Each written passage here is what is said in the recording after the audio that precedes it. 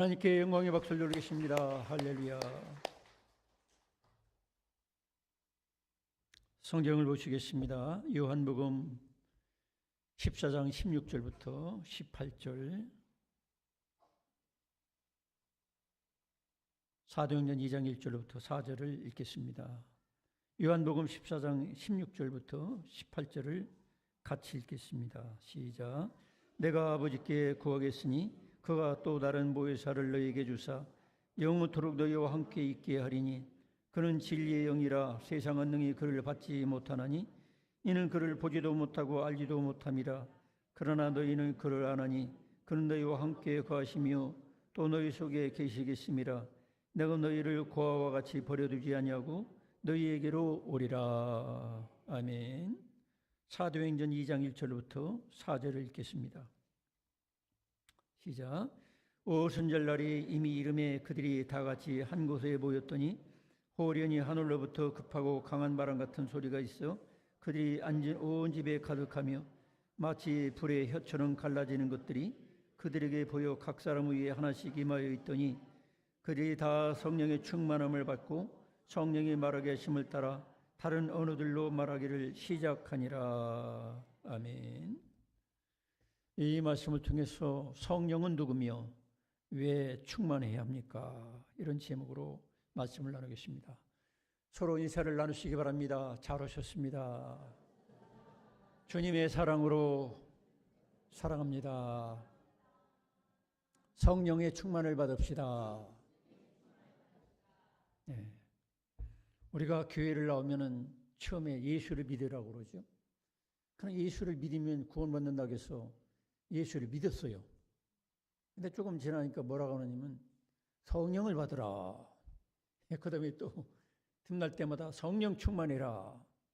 성령 충만을 구하세요. 이런 얘기를 들어요. 그러면 예수는 누구고 성령은 누구냐? 이런 그 질문이 있게 됩니다. 오늘은 성령 강림절입니다. 성령 강림절이라는 것은 성령께서 예수님 공동체에 성령이 임하신, 강림하신, 성령이 내려오신, 충만하게 된 그런 날을 기념하는 날이 성령 강림절입니다. 예수께서 이제 우리 죄를 대신해서 십자가에 못 박혀 죽으시고 이제 부활하시고 그다음에 승천하셨어요. 그러면 어떤 면에서 빈 공간이 있잖아요. 예수님이 육체로 계신 하나님이라고 한다면 육체로 계신 하나님 예수님이 이제 우리 눈에 안 보이잖아요. 그 공간을 채워줄 수 있는 분이 누구냐면 성령이라고 할 수 있어요. 성령 하나님. 그 성령 하나님이 우리에게 구체적으로 역사적으로 실제로 내려오신 날이 바로 사도행전 2장 1절로 4절에 나오는 성령 강림 사건입니다. 똑같은 성령 강림 사건이 오늘날 우리 모두에게 똑같이 일어나야 된다는 건 아닙니다. 그러나 다양한 모습으로 오늘날도 개인적으로 성령이 오시고 또 성령으로 충만하게 되어야만 하는 것입니다. 자, 그러면 성령은 그런 면에서 어떤 기운이나 힘이 아닙니다. 성령은 예수님과 어떤 면에서 똑같은 하나님이세요. 그래서 우리는 교회 나오면은 삼위일체라는 말을 들어요. 성부, 성자, 성령. 근데 이것을 인간적으로 그럴듯하게 얘기해 줄 수 있는 신학자도 박사도 별로 없어요. 어떤 면에서 신비적인 그런 겁니다. 하나님의 존재 방식, 하나님이 인간에게 찾아오는 방식에는 어떤 면에서 세 가지로 볼 수 있어요. 성부 하나님, 하나님 아버지라고 그러죠. 하나님 아버지는 우리의 구원 계획을 세우시고 우리에게 말씀을 주셨어요. 모세가 십계명 돌판을 받은 것처럼 하나님께서 나타나셔서 우리에게 말씀을 주신 분이 하나님 아버지라고 보신다면, 두 번째로 예수 그리스도는 성자는 어떤 일을 했느냐? 하나님 아버지의 뜻을 따라 사셨고 그리고 하나님 아버지의 뜻을 따라 모든 죄인된 인간들을 그분이 한 마리 양과 같이 십자가에 못 박혀 대신 죽으심으로 우리 죄를 다 청산해 주시고 우리를 구원해 주셨습니다. 하나님의 아들과 딸로 구원해 주신 일을 이루셨어요.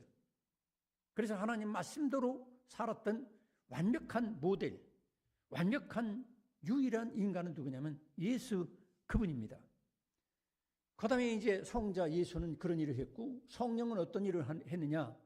성령은 예수님께서 십자가에서 성취시키고 부활하시고, 그래서 우리를 하나님 아들과 딸로 거듭나게 하셨다면, 이제는 우리가 하나님 아버지 말씀을 따라 예수님을 따라서 살 수 있는 구체적인 신과 능력을 줄 수 있는 보혜사로, 보혜사라고 하면은 파라클리토스, 옆에서 우리를 도와줄 수 있는 분, 그런 분으로 성령은 오셨어요. 그래서 우리들이 교회 다니면서 난 예수만 믿지 난 성령을 안 믿는다고 그러면 그 말이 안 되고요. 성부, 성자, 성령 삼위일체 하나님께서 그 뜻을 기획하시고 그 뜻을 이루시고 우리에게 적용하시고 구체적으로 살게 하시는 성령을 부인할 수가 없어요. 그래서 고린도전서 12장 3절에 보면 그런 말씀이 있어요. 고린도전서 3장 12절에 후반절에 보면 뭐라고 했느냐? 자막 좀 띄워주세요. 한번 따라하겠습니다. 성령으로 아니하고는 누구든지 예수를 주시라 할 수 없느니라. 성령으로 감동을 받지 않고서는, 성령 하나님의 역사심이 아니고서는 아무도 예수님을 나의 구원자십니다, 나의 하나님이십니다, 이런 고백을 할 수가 없다는 거예요. 그러면서 여기 앉아 계신 모든 분들은 이미 성령의 감동과 성령의 역사심을 이미 받아가지고 예수님은 나의 구원자십니다, 예수님은 나의 왕이시고 나의 하나님이십니다, 인간의 육체를 입고 오신 구원자십니다, 이걸 고백한 분들이에요. 여러분들은.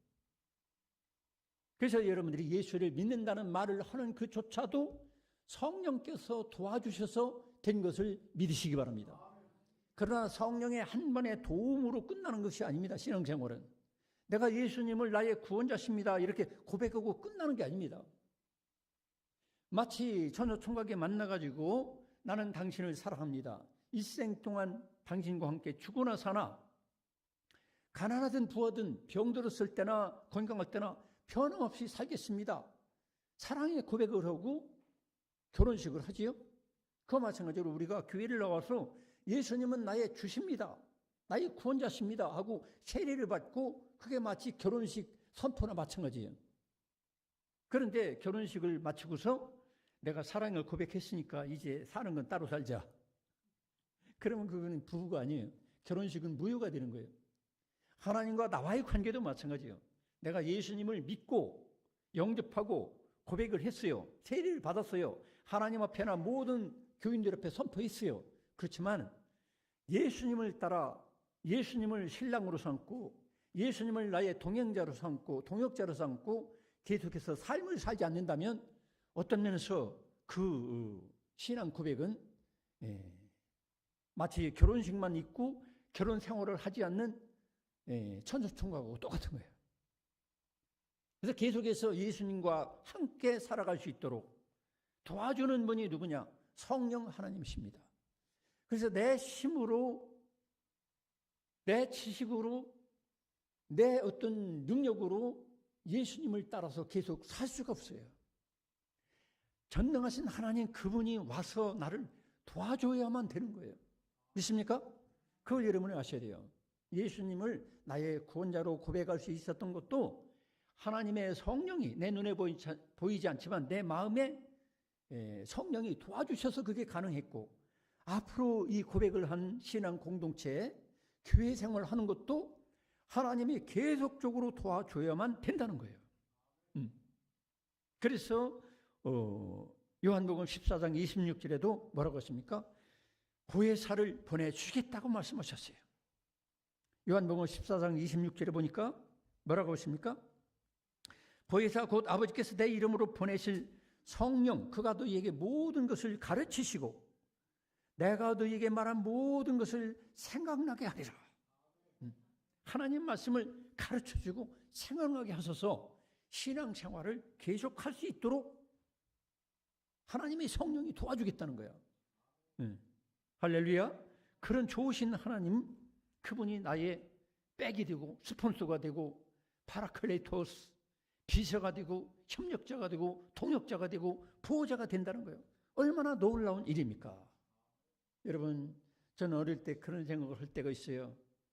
아, 우리 아버지 어머니가 부자가 돼가지고 나를 막 돈 걱정할 것 없이 학교도 가고 막 이렇게 도와주면 얼마나 좋을까?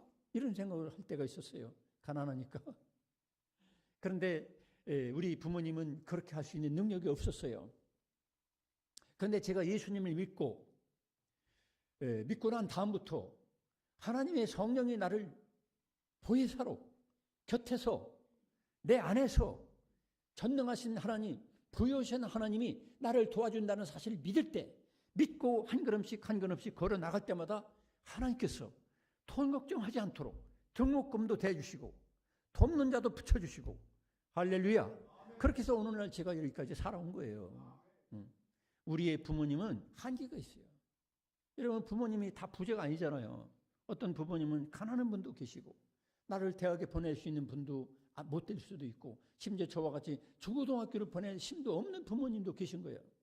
그런데 우리의 진정한 도와주시는 분은 하나님이십니다. 하나님은 모든 걸 갖고 계신 분이에요. 전능하신 분입니다. 그분이 도와주면 해결되는 거예요. 할렐루야. 그래서 우리에게 보혜사 성령을 주시겠다. 그분의 힘을 한번 도움을 받고 끝나는 게 아니야. 그 하나님이 내 안에 오신다는 거예요. 내 인생 중에 오시고 우리 교회 성도들 가운데 이 공동체에 오시겠다는 거예요. 할렐루야. 그러니까 인생의 문제는 거기서 해결되는 거예요.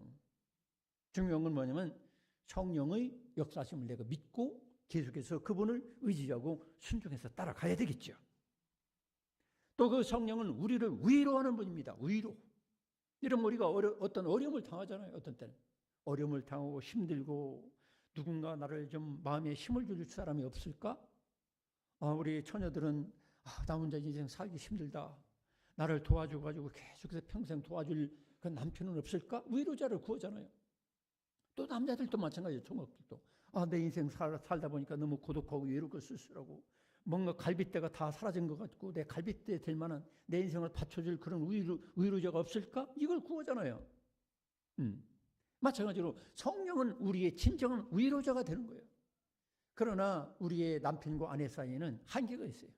제가 이번에도 우리 집사람이 제 갈비뼈가 고관절 이렇게 골절이 돼가지고 한 달을 제가 혼자 독서 공부하면서 평소에도 독서 공부하지만 한 집에서 이렇게 사는데 우리 집사람이 사라지니까 병원에 입원해 있고 그러니까 이 외로움이 무엇인지를 조금씩 알게 됐어요. 그런데 여러분 부부라도 그래요. 부부라도 계속해서 살 수는 없어요. 때가 되면 30년 먼저 갈 수 있고 나보다 20년 먼저 갈 수도 있고 그래요.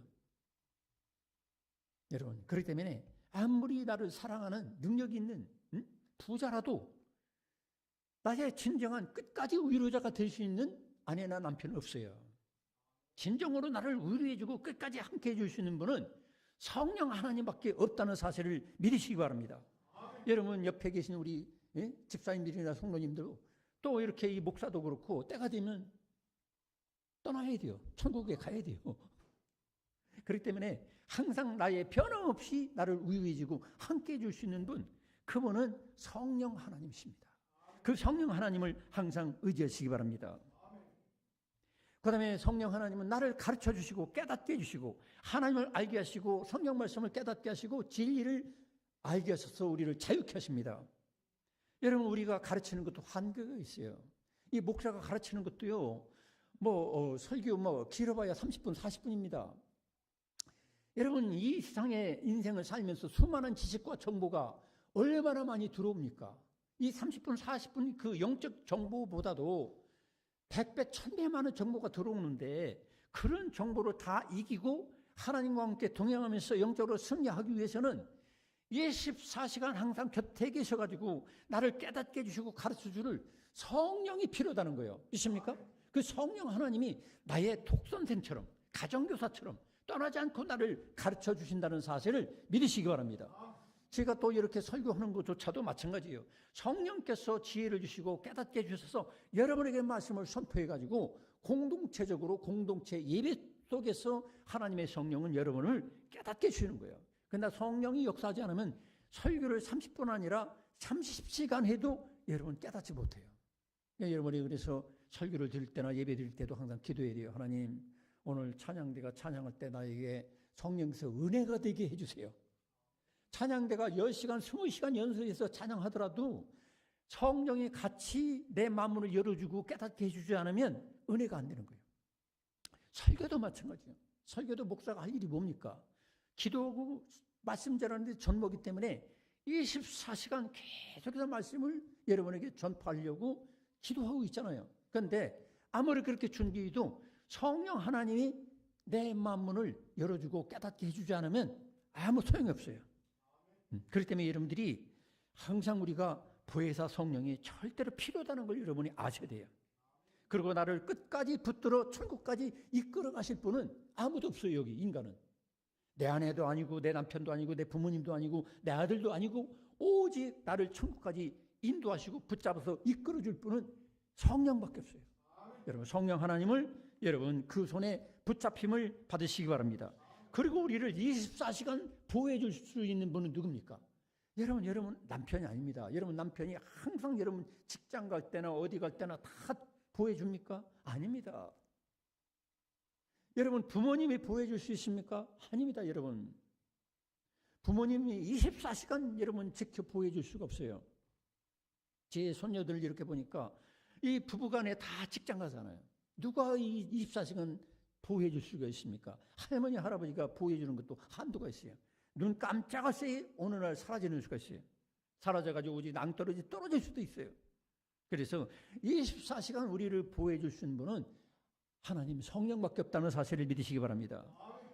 그 다음에 권세와 능력을 주시는 분도 성령 하나님이세요. 성령이 임하시면 권능을 받고 그러세요. 그래서 우리가 인생을 살다 보면 힘이 빠질 때가 있잖아요. 그죠? 여러분 인생을 살다 보면 어떤 때는 힘이 빠지고 막 우울증이 오고 낙심하고 절망하고 그럴 때가 오지요. 그런데 우리에게 살 힘, 생명력을 줄 수 있는 분은 성령 하나님이라는 거예요. 성령 하나님이 저와 여러분에게 여러분 내주하시는 축복을 누리시기 바랍니다. 내주라는 건 뭡니까? 내주라는 건 그냥 잠깐 영향력만 끼치고 지나가는 분이 아니란 말이에요. 계속 임재하시고 머무신다는 거예요. 그래서 예수님은 우리에게 성령을 받으라고 하시는 겁니다. 여러분 서로 인사합시다. 성령을 받으셨습니까? 여러분이 성령을 받아야 됩니다. 성령 안 받고 신앙생활하는 사람은 너무너무 힘들어요. 하나님이 힘을 주셔야 신앙생활이 즐겁고 기쁘거든요. 그런데 성령 받지 않고 성령 충만하지 않고 교회 생활하는 분들은 지겹고 힘들고 싫어. 교회가 싫어져. 그런데 성령을 받고 성령 충만하면 교회가 그렇게 좋아. 목사가 그렇게 좋고 장로님들이 그렇게 좋고 권사님들도 좋고 온 교인들이 그렇게 사랑스럽고 이쁘고 정말 좋아요. 내 형제보다 더 좋아. 할렐루야. 그런 역사가 일어나기 바랍니다. 근데 성령 충만 받지 못한 사람들은 교회 생활하는 게 너무 낯설고 힘들고 괴로워. 심지어는 처음에는 좋았는데 다 천사로 보였는데. 그래서 우리가 성령 충만을 받는 것이 필요하다는 거죠. 자, 성령 충만하지 못한 건 제가 가깝게 예를 들겠습니다. 이제 충전이 덜 된, 이제 많이 방전이 된 면도기 사용하는 거랑 똑같아요. 제가 면도기를, 전자 면도기를, 전기 면도기를 가지고 있어요. 이게 바쁘다 보니까 충전할 시간이 없어서 어떤 때는 급히 나가서 어디 대중 앞에 서야 될 때가 있어요. 그러면 이 면도기를 가지고 탁 하면 드르륵 하다가 조금 돌다가 수염이 몇 개 빠지는 것처럼 따가워 할 때가 있어요. 왜냐면 이게 전기가 많이 이제 방전돼 가지고 이제 얘가 힘이 없어질 때가 있어요. 그럼 이거를 대면은 털이 꼭 뽑혀지는 것처럼 아파. 그래서 제가 어떤 때는 충전을 확인하고 일부러 충전을 꽂아놓고 몇 시간 하고서 그다음에 이렇게 합니다. 아니면 비상용으로 일회용 면도기를 꼭 구비를 해놔요. 그래가지고 이 전기 면도기가 간단하지만 어떤 때는 거울을 보고 막 이런 식으로 하는데 마치 우리가 신앙생활에도 성령 충만이 방전이 된 분들이 가끔 있어요. 이런 분들은 마치 방전된 면도기 가지고 면도하려는 것처럼 아프기만 해. 털이 뽑히는 것 같고 말을 안 들어. 그러면 아주 이 면도기가 미워져요. 그 마찬가지로 신앙생활도 마찬가지예요. 자꾸 아픈 일만 생기고 상처받는 일만 생기고 그리고 되는 일이 없어요. 여러분 성령 충만 받으시기 바랍니다. 그래서 때가 되면 이제 뭐 이 면도기도 그렇고 이 휴대폰도 때가 되면 충전을 시키잖아요. 우리 교회 저기 식당에 있는 충전기는 말을 잘 안 들어요. 그래서 제가 기도하면서 탁 때리기도 하고 이렇게 건드리기도 하고 그렇게 해서 줄을 잘 맞추면 어떤 때는 유행스럽게 충전이 됩니다. 우리 집사람은 안 된다고 그냥 푸념하는데 저는 기도하면서니까 돼가지고 이렇게 쓰고 있어요. 성도 여러분, 우리 영혼도 마찬가지입니다. 우리가 충전이 돼야 돼요. 충전이 안 된 상태에서 내 영혼이 살려고 하면 힘들어요. 인풋이 있어야 아웃풋이 가능하다 이 말이에요. 그래서 우리가 컴퓨터를 사용해도 수많은 정보를 입력을 해놔야 되는데 입력해놓은 것도 없이 뚝뚝 두드리기만 하면 거기서 뭐가 나옵니까? 안 나오잖아요. 마찬가지 우리 영혼도. 자, 그래서 우리가 성령이 방전된 상태, 성령 충만이 안 된 상태를 제가 몇 가지 이렇게 들을 테니까 요것들을 한번 여러분들이 생각해보고 나의 영적인 진단을 한번 내려보시기 바랍니다. 그 교회를 영적인 병원이라고도 하죠.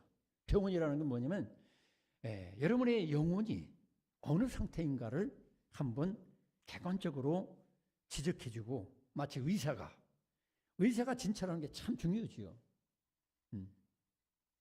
우리 지방내도 어떤 목사님이 암에 걸렸어요. 암 비슷한 단계로 갔어요.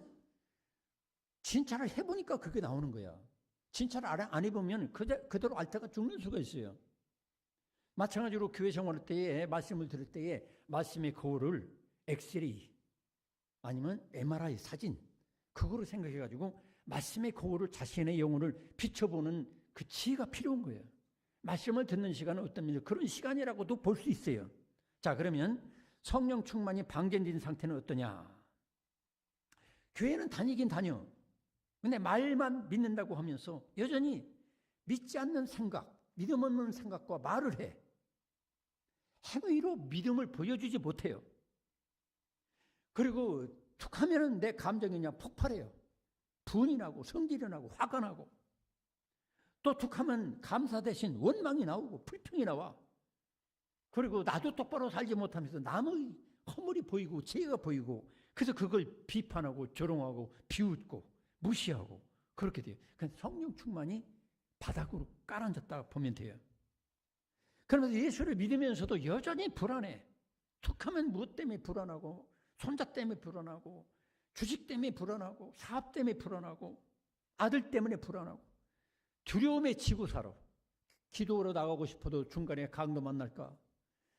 새벽기도 나오고 싶어도 미용이 안 좋다고 해서 내 얼굴이 더 이뻐지지 않을까? 그 걱정 때문에 새벽기도도 못 나와.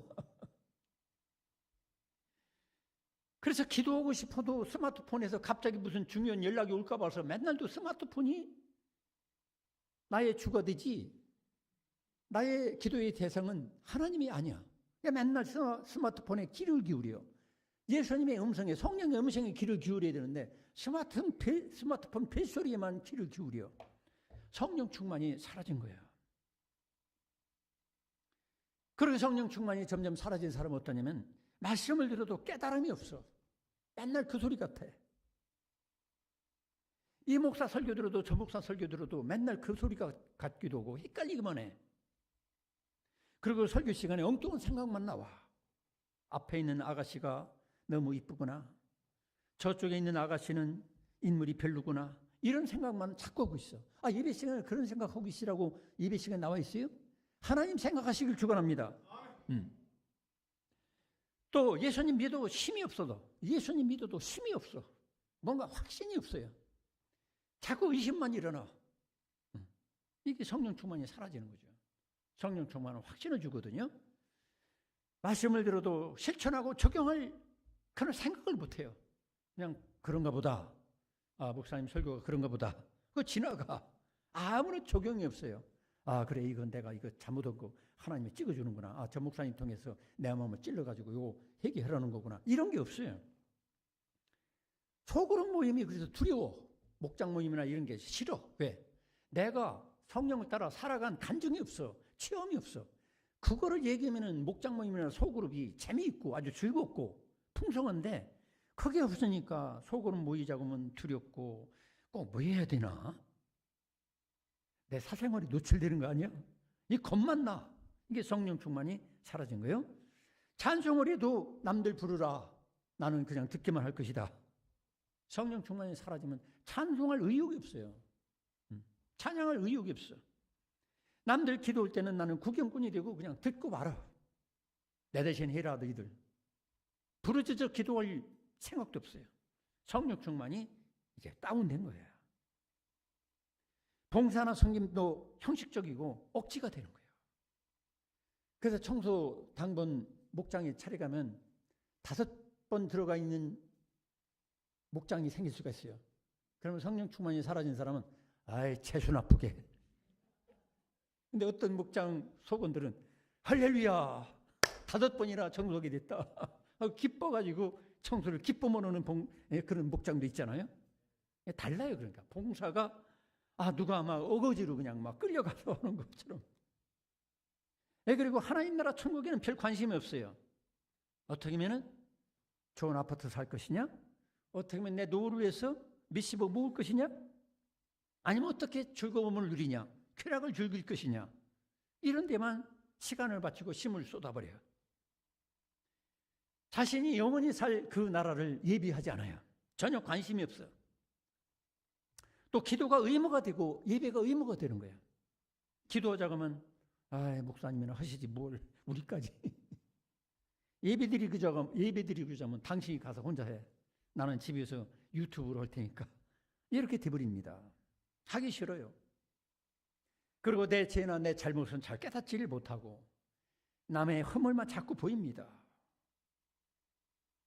그리고 예수님은 물론 예수님의 제자들과 예수님의 지체, 예수님의 몸된 교회 성도들이 싫어져. 멀리 오고 싶어. 목사도 싫고 장로도 싫고 권사도 싫어. 다 싫어.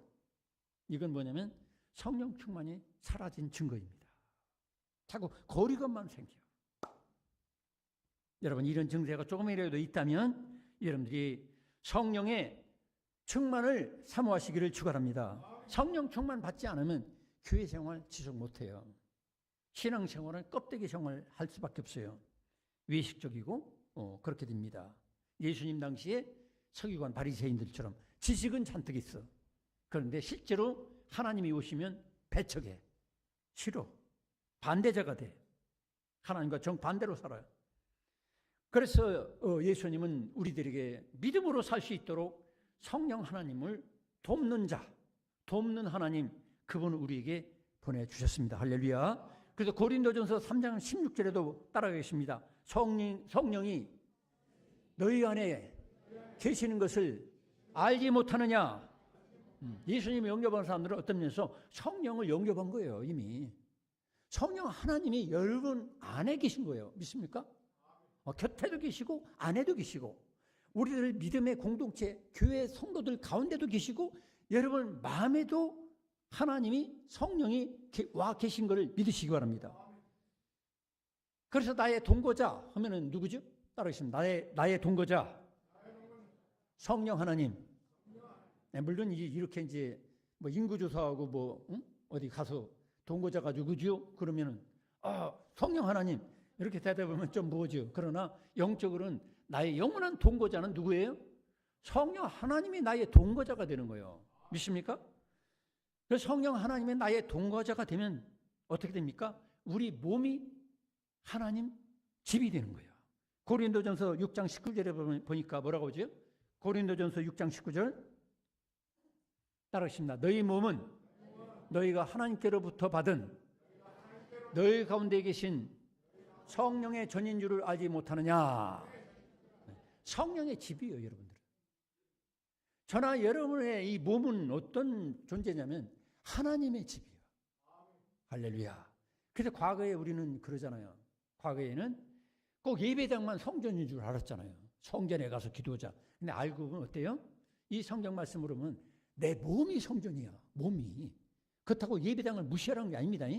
공동체가 예배드리는 이 성전도 예배당도 중시해야 되고, 그러면서 내 몸도 내 마음도 하나님의 성전이라는 것을 알아가지고 성전을 성전답게 관리를 해야 돼요. 관리를. 따르십니다. 성전을 잘 관리합시다. 네, 그래서 때가 되면 청소도 하고, 그 전에 이 예배당을 짓기 전에 막 독사도 들어왔잖아요. 독사가 들어왔는데 멋모르고 밟으면 물려 죽을 수가 있어요. 그거보다 더 무서운 일은 내 마음의 성전에 사탄, 마귀, 귀신이 들어오는 수가 있어요. 미움과 악한 그런 깨 이런 것들이 막 들어와요. 그래서 우리가 이거를 잘 관리해 나가기 위해서 성령 하나님 도우심이 필요하고 그분의 분별력이 우리에게 필요한 거예요. 그러니까 요한복음 20장 22절에 보니까 뭐라고 하느냐 따라하십니다. 그들을 향하사 숨을 내쉬며 이르시되 성령을 받으라. 성령을 받으라 있어요. 어떤 교수나 신학자들은 뭐 성령을 받으라고 하면 되느냐, 하나님인데 받으라고 하면 안 된다, 비인격체니까. 그 말도 문자적으로 맞긴 맞아. 그런데 예수님 직접 그랬잖아요. 성령을 받으라 했어요. 그러면 성령을 내가 받아들이고 영접하고 사모는 해야 된다는 거예요. 믿습니까? 그래서 여러분들이 예수님의 성령을 받으라 하시니까 내가 받아야 돼. 그리고 받으라고 할 때는 예수님이 주시겠어요? 안 주시겠어요? 주시는 겁니다. 예를 들어서 여기 안장로님 계십니다. 그러면 이 휴대폰 받으세요. 그러면 내가 주려고 하니까 받으면 이게 장로님 거 되는 거예요. 그와 마찬가지로 예수께서 성령을 받으라 했을 때는 여러분에게 주실 줄로 믿습니다. 이 믿음을 가져야 돼요. 사도행전 1장 4절에 보니까 예루살렘을 떠나지 말고 내게 들은 아버지께서 따라 계십니다. 약속하신 것을 기다리라. 그래서 우리가 성령을 우리가 달라고 해서 금방 쏙 이렇게 오는 거 아니죠. 우리가 또 기다려야 돼. 우리가 감을 먹고 싶으면 감이 익을 때까지 기다려야지요. 그죠? 우리가 밥을 먹을 때도 그냥 밥솥을 두드려가지고서 거기서 밥을 꺼내 먹는 게 아니에요. 쌀을 씻어가지고 제가 이번에 해봤어요. 아내 없을 때 씻어가지고 적당한 물을 넣고 또 압력솥에 치사 버튼을 눌러야 돼요. 또 그것도 때가 돼야 됩니다. 다 됐다고 이제 방송에 나오면 그때서야 뚜껑을 열고 밥을 먹을 수가 있어요. 성령을 받는 것도 그래요. 우리가 기다려야 돼요. 과정을 거쳐야 돼요.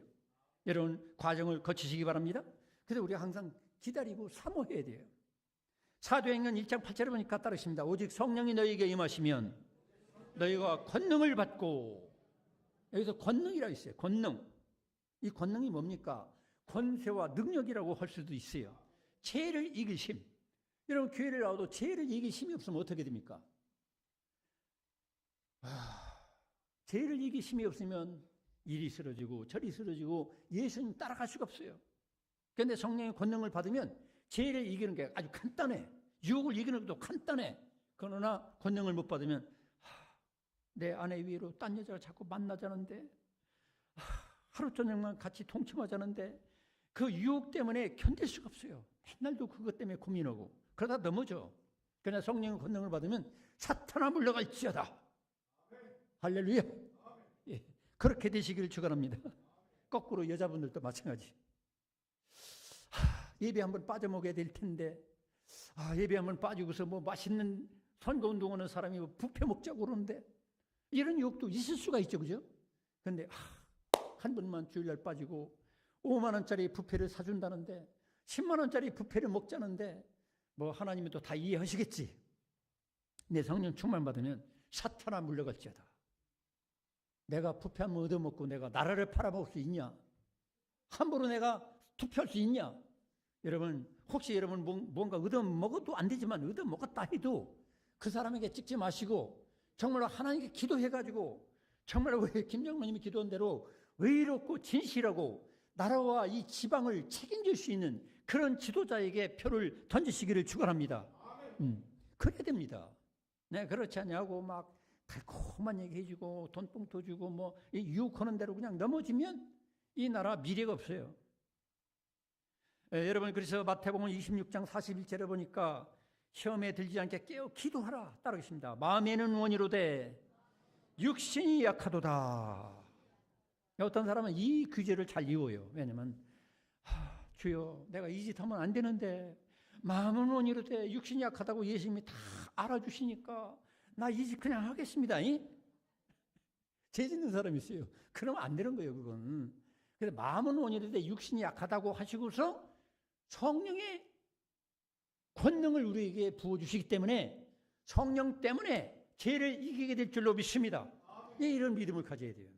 근데 어떤 사람들은 그런 식으로 성령을 곡해를 해가지고 그냥 아무렇게나 죄를 지면서도 주여 용서한 줄로 믿습니다 하고 또 죄를 짓고 또 주여 믿습니다. 맨날로 밥 먹듯이 습관적으로 죄를 짓는 것은 주님께서 결코 용납하지 않습니다.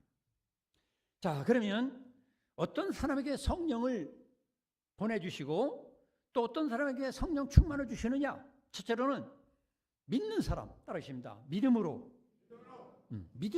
생각하고 믿음으로 예수님이 구하라 했으면 내가 받으면 되는 거야. 요한복음 7장 38절로 39절에 보니까 따르십니다. 나를 믿는 자는 성령의 이름과 같이 그 배에서 생수의 강이 흘러나오리라. 저는 예수 처음에 믿기 전에 이런 말씀 들으면 뭐 예수를 믿으면 내 배에서 가물을 때 생수의 강이 팍팍 솟아나면 가뭄도 해결되고 좋겠네. 문자적으로 제가 이렇게 무식하게 생각한 적이 있어요. 근데 이거는 뭐냐면 성령을 얘기하는 거예요. 성령. 믿습니까?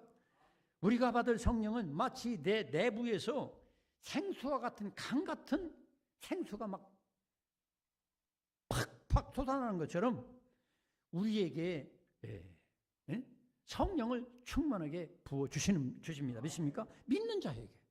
여러분 믿음으로 구하시기 바랍니다. 그 다음에 하나님께 순종하는 사람, 하나님께 순종하는 사람에게 성령 충만을 주시는 거예요. 사도행전 5장 32절에 보니까 따라하겠습니다. 하나님이 자기에게 순종하는 사람들에게 주신 성령도 그러하니라. 순종하는 사람들에게 성령을 주신다 했어요. 하나님 말씀에 순종하는 사람에게 성령을 주시는 거예요. 그냥 말씀을 듣기만 하고 그냥 흘러버리고 잊어버리고 그냥 순종하는 게 아무것도 없는 사람에게는 성령을 주시지 않아요. 여러분, 지극히 작은 하나님의 말씀, 예수님의 말씀도 순종해서 성령 충만에 도달하기를 축원합니다. 그리고 죄와 헛된 것에서 회개하는 사람, 돌이키는 사람. 사도행전 2장 38절에 보니까 따르십니다. 너희가 회개하여 각각 예수 그리스도의 이름으로 세례를 받고 제사함을 받으라. 그리하면 성령의 선물을 받으리라. 여러분 아직 세례 안 받은 분도 세례 받을 준비를 하시기 바랍니다. 그리고 영적으로 보면 진실로 내가 회개하고 하나님의 성령으로 마치 샤워를 하듯이 그렇게 성령의 세례를 받아야 돼요. 그러기 위해서 우리가 뉘우치고 돌이켜야 됩니다. 아, 내가 잘못 살았구나. 돌이켜야 되겠다. 또 간구하는 사람에게 성령 충만 줍니다. 누가복음 11장 13절에 보니까 따르십니다. 구하는 자에게 성령을 주시지 않겠느냐? 하나님께서 달라고 하는데 왜 안 주겠느냐? 좋은 거를. 그런 믿음을 가져야 돼요. 아, 나는 안 됩니다. 나는 구해도 안 주시대요. 누구는 방언하고 누구는 입신하고 누구는 신용사 받아가지고 병 고침 받고 나는 그런 거 안 주시대요. 꼭 그런 것만이 성령 충만이 아니에요. 방언도 할 수 있고 하나님의 기적으로 병도 고침받고 저도 그런 간증이 있어요. 여러 번 있지요. 그렇지만 성령 충만은 꼭 그런 것만이 아니에요. 그거보다 더 크고 놀랍고 다양한 것입니다. 그렇기 때문에 여러분들이 성령 충만을 사모하시기를 축원합니다.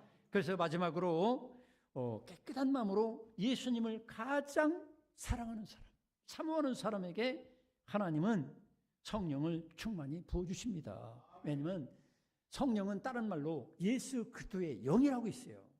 예수님과 똑같은 인격과 성품을 가지고 계신 분이기 때문에 그 예수님을 내가 무엇보다도 사랑하는 사람에게는 성령 충만을 부어주십니다. 요한복음 14장 15절로 17절에 보니까 따라하십니다. 너희가 나를 사랑하면 나의 계명을 지키리라. 내가 아버지께 구하겠으니 그가 또 다른 보혜사를 너희에게 주사 영원토록 너희와 함께 있게 하리니. 믿습니까? 여러분, 하나님이 내 안에 함께 계신다면 거기가 하나님 나라예요. 거기가 천국이에요. 여러분, 하나님의 성령, 그 하나님이 내 마음에 와 계시다면 우리가 어떻게 되겠죠? 마음이 천국 되는 거예요. 기쁨이 넘치는 거죠. 그래서 예수를 믿고 성령 충만한 사람은 기쁨이 넘쳐요. 감사가 넘치고. 그리고 초인적인 능력을 주셔서 사람들이 쓰러지고 낙심하고 절망해도 그 성령 하나님이 주시는 힘 때문에 일어설 수 있고 예수님의 증인되고 예수님의 동역자가 될 것을 믿으시기 바랍니다. 이 시간 우리 기도합시다. 이 시간 기도할 때에 아직 성령을 받지 못한 분은 주여 주께서 주심하고 약속하셨사오니 나에게 이 시간 기도할 때 성령을 주시옵소서. 이미 성령을 받은 분들은 내가 성령 충만이 지금 거의 방전된 상태입니다. 100이라고 하면 지금 10과 20 정도에서 왔다 갔다 하고 아니면 그것마저도 지금 사라져가지고 지금 5나 10밖에 안 됩니다. 내가 미천이 달리고 있습니다. 하나님의 능력, 권능, 나에게 성령 충만을 주시옵소서. 우리 다 같이 주연만 부르고 통성으로 기도하겠습니다. 시작. 주여 저희들에게 성령 충만을 부어 주시옵소서. 믿고 구하는 자에게 어찌 주시지 않겠느냐고 말씀하신 주여, 이 시간도 성령을 받게 하여 주시고 성령의 충만을 사모하는 자에게 성령으로 충만하게 저들에게 부어 주시옵소서. 오 주여, 우리가 죄를 뉘우치고 회개합니다. 오 주여, 하나님만이, 성령 하나님만이 나의 힘이 되고 나의 위로가 되고 나의 인도가 되고 나의 보호가 되고 나의 만족이 됩니다. 이 시간 무엇보다도 하나님의 성령의 충만을 저희들에게 부어 주시옵소서. 오 주께서 허락하실 줄로 믿습니다. 할렐루야. 아버지 하나님 감사합니다. 이 시간 성령 맡기를 기도했습니다. 그 아들 딸들이 구하는 것을 어찌 그 아버지가 주시지 않겠느냐.